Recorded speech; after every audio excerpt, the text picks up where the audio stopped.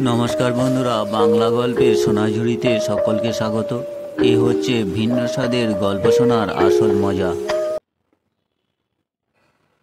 প্রিয় বন্ধুরা, আজ আমরা তারাপদ রায়ের ভারী একটি সুন্দর গল্প শুনব। গল্পের নাম ভিখারি বিষয়ে।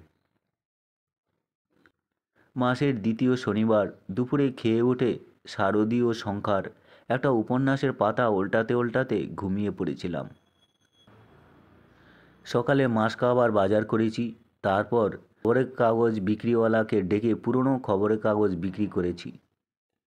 অবশেষে স্নান করার সময় পোষা কুকুরটাকে সাবান মাখিয়ে স্নান করিয়েছি। ঠান্ডা পড়ে যাচ্ছে, এরপরে আর অনেক দিন স্নান করানো যাবে না। একটা বুড়ো এবং বেয়াদব কুকুরকে স্নান করানো খুব কষ্টসাধ্য কাজ। বাজার করা, কাগজ বেচাও খুব সোজা কাজ নয়। ফলে যথেষ্টই শ্রান্ত হয়ে পড়েছিলাম। ২-৫ মিনিটের মধ্যেই ঘুমিয়ে পড়ি এবং যখন ঘুম ভাঙল তখন রীতিমতো অন্ধকার। শেষবারের মতো দিন ফুরোনোর মুখে কয়েকটা কাক ডাকাডাকি সেরে নিচ্ছে শ্রান্ত কণ্ঠে। অবেলায় ঘুম থেকে উঠে মন খারাপ হয়ে গেল। কত কি করার ছিল আর কত কি করার আছে, কিছুই হলো না। ছুটির দিনের বিকেলবেলা বাড়ির সবাই বাইরে বেরিয়েছে। বিছানা থেকে উঠে আলো জ্বেলে মুখ ধুয়ে খাওয়ার টেবিলের ওপরে চায়ের ফ্লাক্স থেকে পেয়ালায় চা ঢেলে খেলাম। শরীরটা ম্যাজম্যাজ করছে, বারবার হাই উঠছে। জামা কাপড় পরে বাইরে বেরোলুম। সদর দরজায় ডুপ্লিকেট চাবির বন্দোবস্ত আছে, খালি বাড়ি বন্ধ করে যেতেও কোনো অসুবিধে নেই। তাছাড়া কুকুরটা আছে। আমরা এখনও যেখানটায় থাকি সেখান থেকে ময়দানের দক্ষিণ প্রান্ত বেশ কাছে। হাঁটতে হাঁটতে ভিক্টোরিয়া মেমোরিয়াল পর্যন্ত গেলাম। শনিবারের সন্ধ্যাবেলা গেটের মুখে খুব ভিড়, রীতিমতো মেলা জমে গেছে। বেলুনওয়ালা, পুলিশের ভয়ে তটস্থ ফুচকা ও আলু কাবলিওয়ালা এবং সেই সঙ্গে একদল ভিখারি। ভ্রমণকারী বায়ুসেবীরা অধিকাংশই অবাঙালি। আজকাল আবার কিছু চীনেও জুটেছে। হংকং হস্তান্তর হয়ে যাবে কয়েক বছরের মধ্যে। সেখানকার চীনেরা নাকি কলকাতায় চলে আসছে। কথাটা হয়তো সত্যি। থিয়েটার রোডে ময়দানের ভিক্টোরিয়া মেমোরিয়ালে আজ বছর দুয়েক হলো চীনেদের সংখ্যা কেবল বাড়ছে। আগে এসব অঞ্চলে চীনে দর্শন অকল্পনীয় ছিল। যা হোক, কালোয়ার, গুজরাটি আর চীনে এই তিন সম্প্রদায়েরই ভিক্ষে দেওয়ার ঝোঁক বেশি। হয় এদের হাতে কাঁচা পয়সা খুব বেশি, অথবা অন্য কোনো পাপ পুণ্যজনিত কারণ, অথবা দুটোই। এরা ভিখারি খুঁজে, ভিখারি ডেকে ভিক্ষে দেয়। ভিক্টোরিয়ার প্রধান গেটের উল্টো দিকে একটা অশ্বত্থ গাছের নিচে একটা ইট বাঁধানো বেদি আছে। ময়দানে এলে অনেক সময় এই বেদিটার উপর বসি। জায়গাটা এমনিতে সুন্দর। সামনে বিশাল ব্রিগেড প্যারেড গ্রাউন্ড, তার উপরে ঝলমলে এসপ্ল্যানেড, ডাইনে চৌরঙ্গি, উঁচু উঁচু বাড়িগুলো আলো জ্বলছে। কাচের জানালা দিয়ে সেই আলোর রে শহরকে মোহময়ী করে তুলছে। বেদিটার ওপর বসে দেখি একপাশে একটা লোক আগাগোড়া র্যাপার মুড়ি দিয়ে বসে আছে। সে ভিক্টোরিয়া মেমোরিয়াল সদর গেটের দিকে এক দৃষ্টে তাকিয়ে রয়েছে। লোকটার বসার ভঙ্গি, ঘাড় বাঁকানোর ভঙ্গি কেমন যেন খুব চেনা চেনা লাগছে। বুঝলাম লোকটাকেও আমাকে চিনতে পেরেছে। হঠাৎ আমার দিকে ঘুরে বসে বলল, "কি রে, সন্ধ্যাবেলা ময়দানে কি করছিস?" গলা স্বর শুনে স্পষ্টই চিনতে পেলাম আমার পুরনো বন্ধু সিদ্ধেশ্বর। সে আমাকে যে প্রশ্ন করেছে সেই একই প্রশ্ন আমিও তাকে করতে পারতাম। তা না করে র্যাপার আবৃত্ত তার দিকে তাকিয়ে বললাম, "খুব শীত পড়েছে।" সিদ্ধেশ্বর উঠে দাঁড়িয়ে তারপর বলল, "যা, ইয়ার্কি করিস না। জানিস ঠান্ডায় আমি কষ্ট পাই, আর এই নতুন ঠান্ডাতেই সবচেয়ে বেশি বেকায়দা হয়।" আমি বললাম, "তাহলে ঠান্ডায় ময়দানে বসে আছিস কেন?" সিদ্ধেশ্বর চটজলদি জবাব দিল, "উপায় নেই, পেটের দায়ে এই কাজ করতে হচ্ছে।" র্যাপারটা সেজন্য দরকার। পেটের দায়ে ময়দানে গাছের নিচে চাদর মুড়ি দিয়ে বসে থাকতে হচ্ছে শুনে আমি একটু চিন্তিত হলাম। এ আবার কী ধরনের পেটের দায়? সিদ্ধেশ্বর কি গোয়েন্দাগিরি কিংবা স্পাইং করা শুরু করেছে নাকি? কাউকে অনুসরণ করছে, কারোর দিকে নজর রাখছে? সিদ্ধেশ্বরের পেটের দায়ের আগের ধান্দাগুলো কিছু জানি না, সেজন্য আরও চিন্তায় পড়লাম। একবার সে কুকুরের বাচ্চার ব্যবসা করছিল, এমন যে আমি ওর এত পুরনো বন্ধু, আমার কাছেও একটা বাচ্চা বিক্রি করেছিল। আমাদের বাড়িতে এখন যে বুড়ো পাজি কুকুরটা রয়েছে, যেটাকে স্নান করাতে গিয়ে আজই গলদঘর্ম হয়েছি, সেটাই সিদ্ধেশ্বর আমাকে গচিয়ে দিয়েছিল। কুকুর বেচে লাভ করার একটা সহজ এবং চমৎকার পন্থা আবিষ্কার করেছিল সিদ্ধেশ্বর। সিদ্ধেশ্বর করেছিল কি, সেখান থেকে সস্তায় কুকুরছানা নিয়ে এসে খবরের কাগজে বিজ্ঞাপন দিয়ে উচ্চ বংশের কুকুর বলে চড়া দামে বিক্রি করত। শেষ রক্ষা করতে পারেনি, কারণ তার লোভ বেড়ে যায়। রাস্তা থেকে নেড়ি কুকুরের ছানা কুড়িয়ে চুরি করে এনে বেশি দামে বেচতে থাকে। খুব ছোট কুকুরছানার জাতগোত্র বিচার করা কঠিন। এক পুলিশ সাহেবের মেয়ের বয়ফ্রেন্ডের কাছে এরকম একটা কুকুরছানা বিক্রি করে গুরুতর বিপদে পড়েছিল সিদ্ধেশ্বর। তারপর সিদ্ধেশ্বর ও লাইন ছেড়ে দেয়। সিদ্ধেশ্বরের পরের লাইন ছিল আরও গোলমেলে। সাব রেজিস্ট্রারের অফিসে যেসব দলিল রেজিস্টার করা হয়, তার মধ্যে গোলমেলে দলিল থাকে কিছু। সেসব দলিলের সাক্ষী কেউ দিতে চায় না। বেশ কিছুকাল সিদ্ধেশ্বর ওই রকম সব দলিলের পেশাদার সাক্ষী হয়ে রুটি রুজি করেছে। তারপর বহুদিন কোথায় বেপাত্তা হয়ে গিয়েছিল। আজ আবার অনেক দিন পর সিদ্ধেশ্বরের সঙ্গে ময়দানে ঠিক এইখানেই দেখা হয়ে গেল। আজকে সিদ্ধেশ্বরের সমস্যাটা কি, সেটা ভালো করে বোঝা যাচ্ছে না। অবশ্য বেশিক্ষণ মৌন থাকার পাত্র সিদ্ধেশ্বর নয়। সে নিজে থেকেই মুখ খুলল। সহসা খেদোক্তি করল, ভিখারিরা যে এত সহজে জোচ্চোর হয়, একথা কি আগে কোনো দিন বুঝতে পেরেছিলাম? ভিখারিরা জোচ্চুরি করবে তার সুযোগ কোথায়? তারা তো কিছু দেয়া নেয়া কেনাবেচা করে না। তাদের সঙ্গে আমাদের শুধু প্রদানের সম্পর্ক, আদান প্রদানের নয়। সেক্ষেত্রে প্রতারণা বা জোচ্চুরি করার সুযোগ কোথায়? আমার বিমূঢ় এবং চিন্তাশীল ভাব দেখে সিদ্ধেশ্বর বলল, তুই বিশ্বাস করছিস না? কি করে বিশ্বাস করবি বল?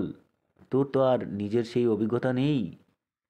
তারপর একটু থেমে, একটু দম নিয়ে, একটু দীর্ঘ নিঃশ্বাস ছেড়ে সিদ্ধেশ্বর বলল, আমার কথা শোন। এই 1.5 মাসে আমার ঢের অভিজ্ঞতা হয়েছে, জানিস। 1.5 মাস এবং 11টা ভিখারি, এই দুটো জিনিস আমার মোটেই বোধগম্য হলো না।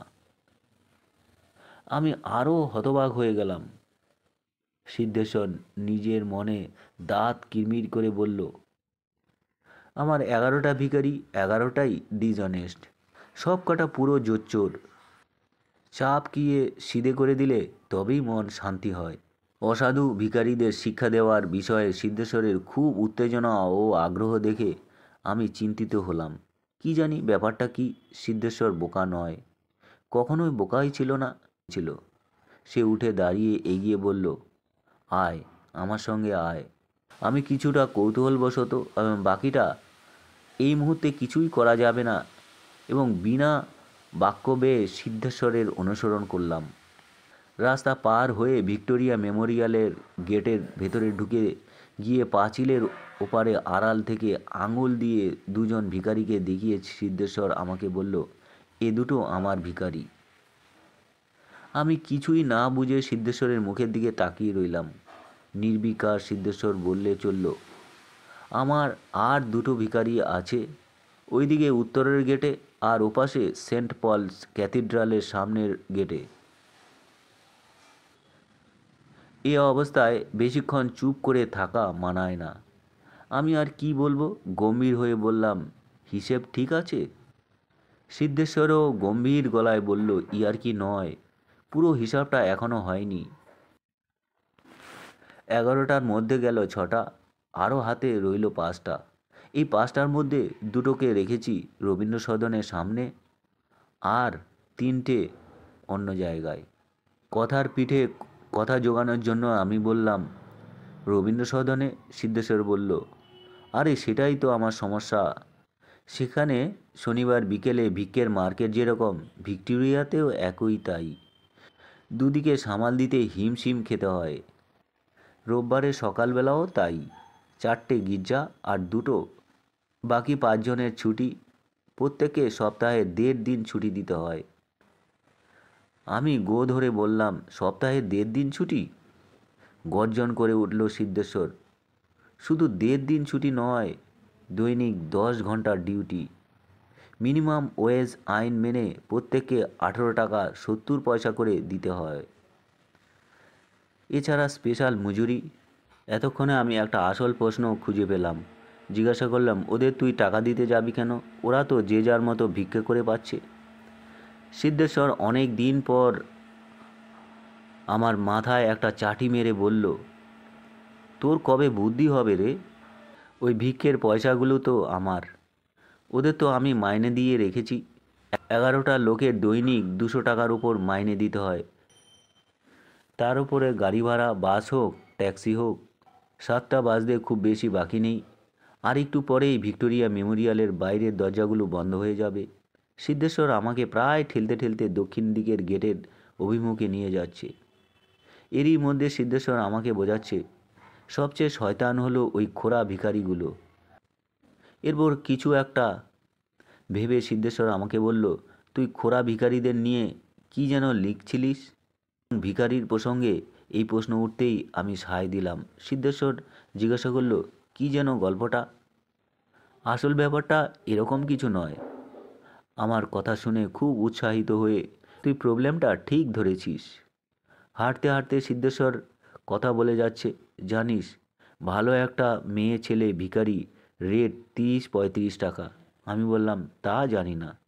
ততক্ষণে দক্ষিণের দিকের গেটে পৌঁছে গেছি। হঠাৎ র্যাপারে আগাগোড়া মাথাসুদ্ধ শরীরে ঢেকে সিদ্ধেশ্বর এগিয়ে একটু আড়াল থেকে তার নিয়োজিত ভিখারিদের পর্যবেক্ষণ করতে লাগলো। তারপর ফিসফিস করে আমাকে বলল, এই দুটোই একদম আলসে। একটু চেঁচাতে হবে, বাটিতে পয়সা বাজাতে হবে, তবে না লোক পয়সা দেবে। দুটোকেই কাল ছাড়িয়ে দেব।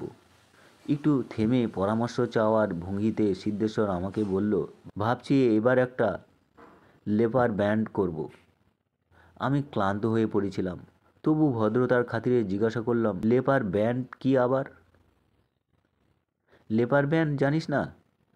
খুবই অবাক হয়ে গেল সিদ্ধেশ্বর। এই যে চৌরঙ্গির পাড়ায় ব্যান্ড বাজিয়ে টুপি মাথায় দিয়ে নেচে পয়সা তোলে। আমি অবাক হয়ে বললাম, ওই লেপার ব্যান্ড তুই কি করে করবি? বলল, ও তো সোজা ব্যাপার, যাত্রা পার্টির মতো। সিদ্ধেশ্বর বলল, কিন্তু খুব খরচ।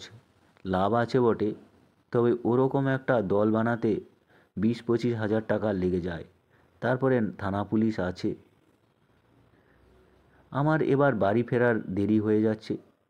তাছাড়া জ্ঞান লাভও যথেষ্ট হয়েছে। সিদ্ধেশ্বরকে বললাম, আমি এখন যাই, দেরি হয়ে গেছে। তুই আর কতক্ষণ? সিদ্ধেশ্বর বলল, আমার যেতে রাত 10টা। আজ শনিবার, অনেক মাতাল আসবে এদিকে। মাতালেরা খুব ভালো ভিক্ষে দেয়, 10 টাকা 100 টাকার নোট পর্যন্ত দিয়ে দেয়। আড়াল হলেই লুকিয়ে রাখবে, ইটের নিচে চাপা দেবে, গাছের ফোকরে গুজে রাখবে। ওদের শরীরের মধ্যে অনেক লুকোনোর জায়গা। কি আর বলবো, হাজার সার্চ করেও বার করা যায় না। এত দুঃখ আর সমস্যার কথা শুনে লাভ নেই। আমি বাড়ির দিকে রওনা হলাম। আমার সঙ্গে সিদ্ধেশ্বর রবীন্দ্র সদন পর্যন্ত এলো। এখানে ওর 2টো ভিখারি আছে, তারা শো ভাঙা পর্যন্ত ডিউটি দেবে। সিদ্ধেশ্বর দুঃখ করে জানালো, 8টার পর ঘন্টা ধরে ওভারটাইম দিতে হয়। একেবারে শেষ মুহূর্তে একটা প্রশ্ন করল সিদ্ধেশ্বর, তুই এখন কি করছিস? সত্যি কথা বললাম, তেমন কিছু নয়। এইবার আসলে প্রস্তাবটা দিল সিদ্ধেশ্বর, আয় দুজনে মিলে একটা লেপার ব্যান্ড করি, 50-50 শেয়ার, দুজনেই নামবো, লাভও ভালো। একটা লোভনীয়। সিদ্ধেশ্বরকে সরাসরি না করতে পারলাম না, বললাম বিবেচনা করে দেখব। বাড়ি ফেরার পথে বুঝলাম ঠান্ডা শুরু হয়েছে। সিদ্ধেশ্বরের মতো র্যাপার না হোক, আমার অন্তত একটা মাফলার দরকার। তো বন্ধুরা, এই ছিল আজকের তারাপদ রায়ের ভারী সুন্দর একটি গল্প পাঠ। আপনাদের যদি ভালো লাগে চ্যানেলটি সঙ্গে থাকবেন, সাবস্ক্রাইব করবেন। সকলে ভালো থাকবেন, ধন্যবাদ।